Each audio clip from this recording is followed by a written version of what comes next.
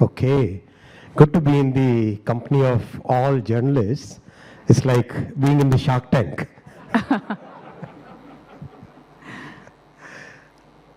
So I'll begin by asking a question which is related to the theme of our summit, which is Developed India at 2047.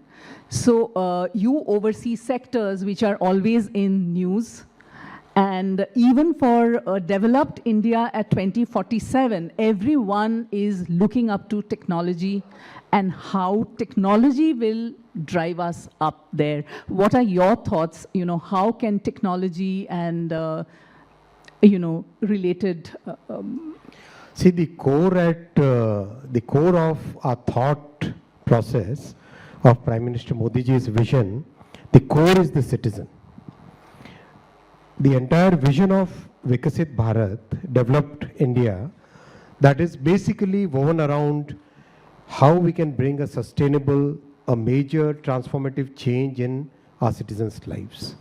That's the fundamental point. Talk about people in the lower income groups. How can we make sure that people's incomes increase? Make sure that poverty is eradicated fully. Make sure that people living even with modest income, they have opportunities which are available to people with higher income.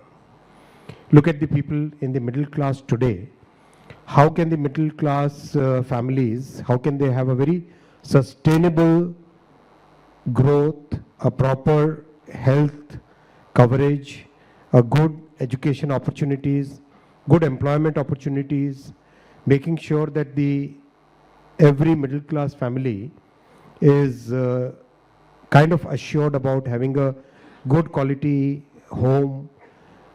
That's the fundamental thought.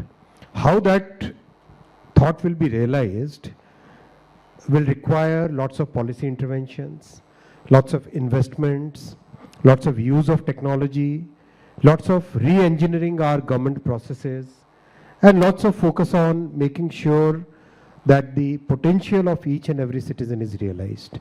That's the fundamental thought process. That's the way we are moving.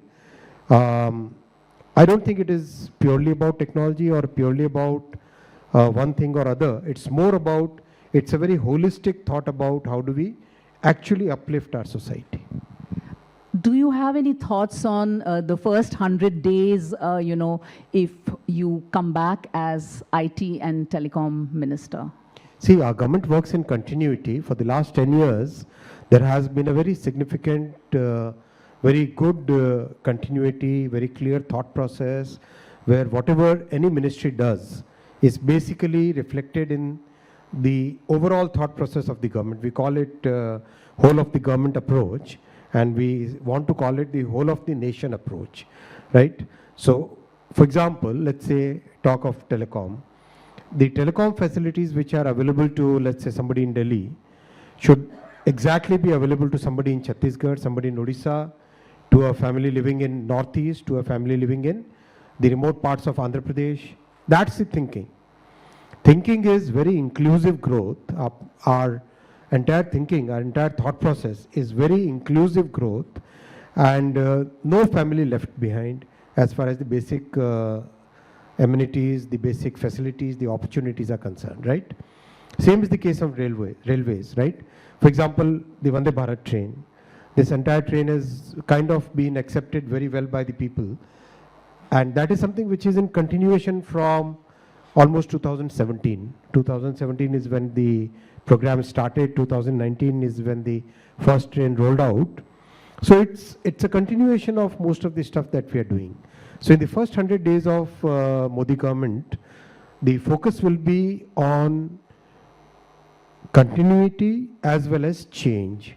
So in that sense, it's going to be change with continuity, as in building upon the foundation that has been created in the last 10 years.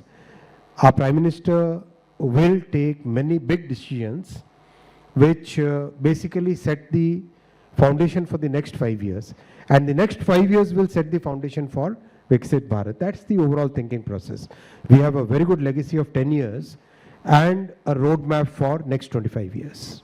anything that you have top of the mind that, has been left unfinished and you think that this is the first thing that I have to do? See, the 10 years have been a period of laying a very solid foundation, very well thought through reforms, lots of people oriented policies, lot of empowerment oriented policies. A focus in change in the way people think, way our citizens think, that has been brought out. For example, removing whatever we have, all the colonial things in our life, we must get rid of that, right? For example, using Shivaji's emblem in Navy, right? I mean, that's something which is a matter of pride for me personally and for millions of our citizens. That kind of thinking has already happened now. So time to now start building upon this. And when we build a nation, nations are built brick by brick, layer by layer. That's the way nations are built. Generation by generation, we have to sacrifice. I think most of us sitting in this hall, we are the ones who will see one of the finest periods of Indian history in the coming 25 years, because our Prime Minister has laid a very clearly thought through vision. And in building this vision, Modi ji has taken inputs from more than 15 lakh people across the country, across different sections, across different income sections, across different language speakers. So such a broad consultation has happened, such a deep consultation has happened. So our first 100 years in the new government will be building upon that. Mr. Vaishnav, related to your work in electronics manufacturing and, starting semiconductor facilities in a big way, we've made major strides. But there is competition from other countries. So what is the competitive advantage that you see in those areas? That's a very good question, I would say. See, the semiconductor industry globally is about $750 billion or $700 billion. Depends upon at what point of time we calculate. This industry is going to be double this size in the coming 7 years, 6 to 7 years. A $1 trillion+ industry globally will require something like 900,000 more talented persons. Our biggest competitive advantage is basically three. There are three advantages. First, we are the talent nation for semiconductors. I'll give examples to prove this point. Close to 1/3 of all talent in semiconductors is in India. Most complex chips, the most complex chips are actually designed in India. From conceptualizing a new chip product to actually making it ready for manufacturing, correct? Designing it, validating the design, making sure that the design elements are matching the manufacturing process, then taking it to the manufacturing level, what we call ready to manufacture, ready to fab. So that kind of entire value chain is available in India. That's first biggest competitive advantage. The second biggest competitive advantage that we have is we are a country which has taken big strides in having clean energy. So for our level of per capita income, today the world is actually amazed that we have close to 42% of our power generation capacity, 42% of our power generation capacity is green power generation capacity. That's a very big thing. And today the entire world is looking for more and more products where the manufacturing process is green.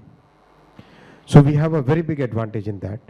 Third, we have a very large chemical and gas handling ecosystem in a place called Dahej in Gujarat, where practically every possible chemical that we have heard in our life would be handled there, is already handled there. It is among the top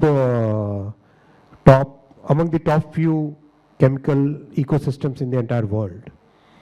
These three advantages are super competitive advantages. There are very few countries which have this kind of competitive advantage. So when I met the CTOs and CEOs of about 45 semiconductor companies I met, each one of them said the natural next destination is going to be India. Each one of them said this. Not a single one had a different opinion.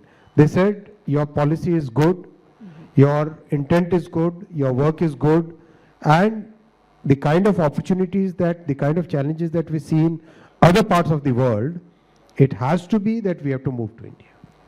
There is a view, Mr. Vaishnav, that maybe we should have focused a bit more on chip designing and not get into the other area. You don't agree? It's not too early to get there. No. We are already in chip designing, right? We are already there. It's a very major chip design facility or chip designing country, I would say. We are a country which has talent in top design, which has talent in top manufacturing, which has talent in medium manufacturing, which has talent in low manufacturing.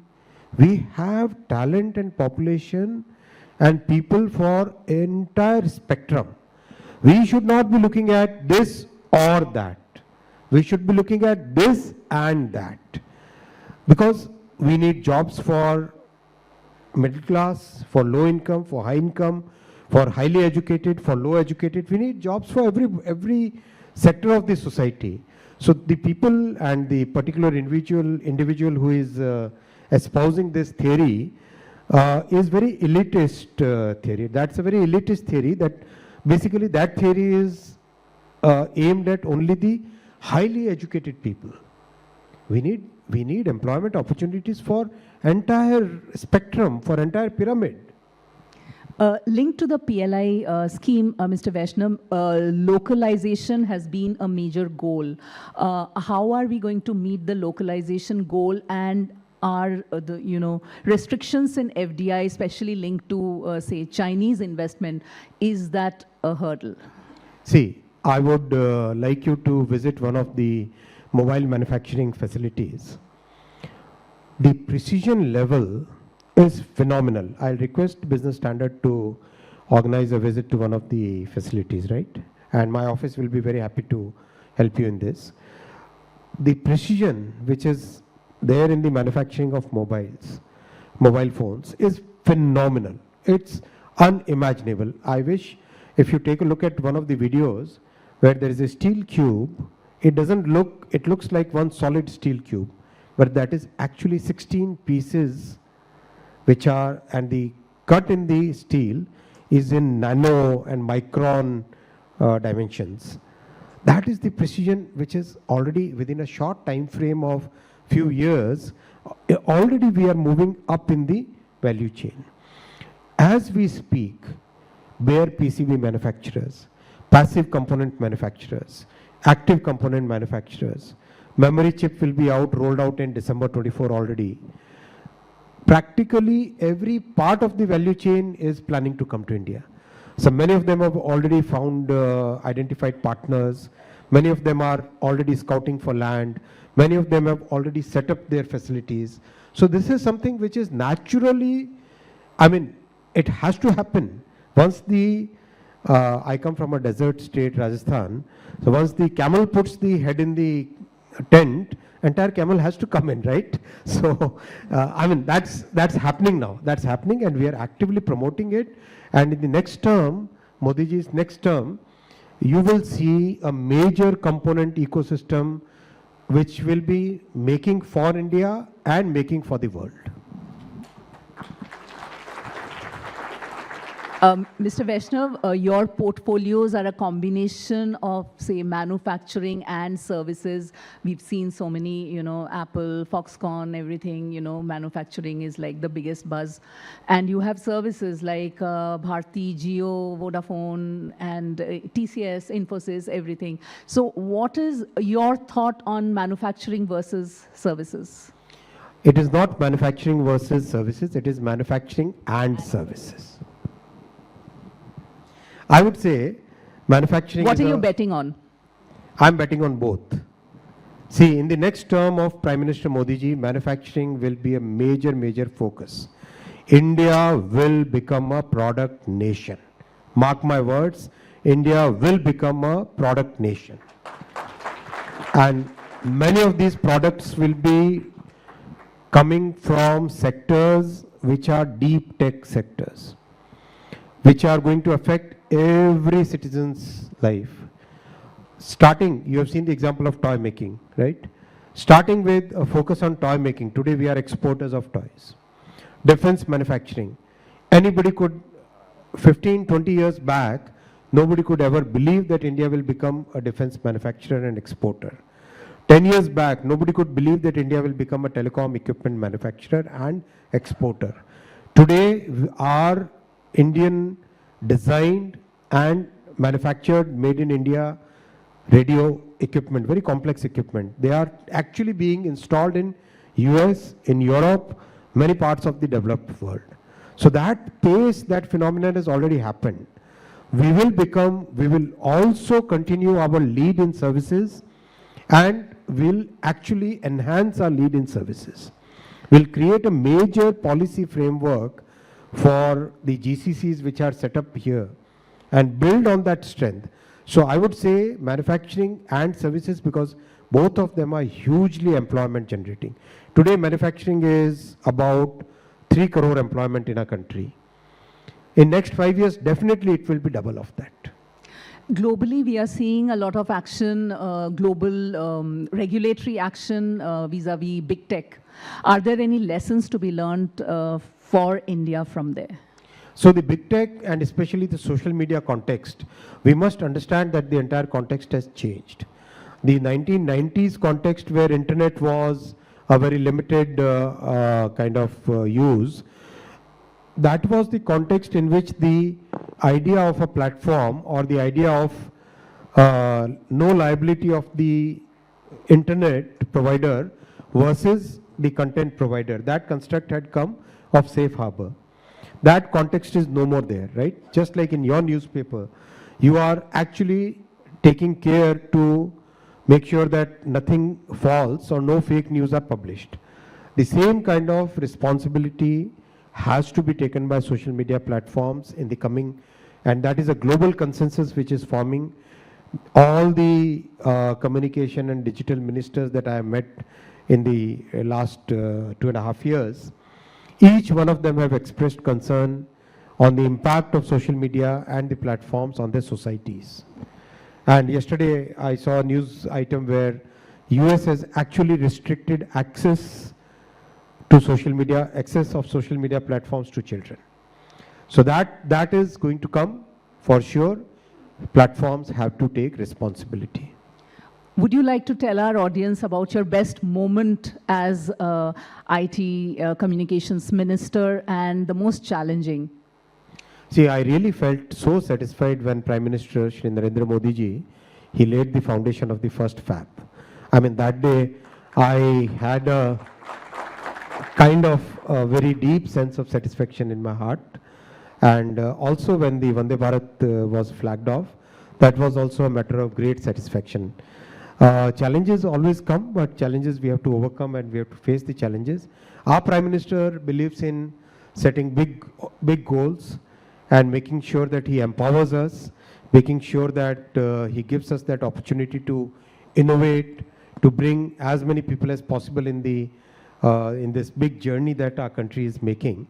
And I'm very grateful to him that he has created this kind of team structure where each person gets the opportunity to work as per his or her own strength. We have time for only one question from the audience, perhaps. Just one question. Who would like to ask? Yeah. Yes, the lady there.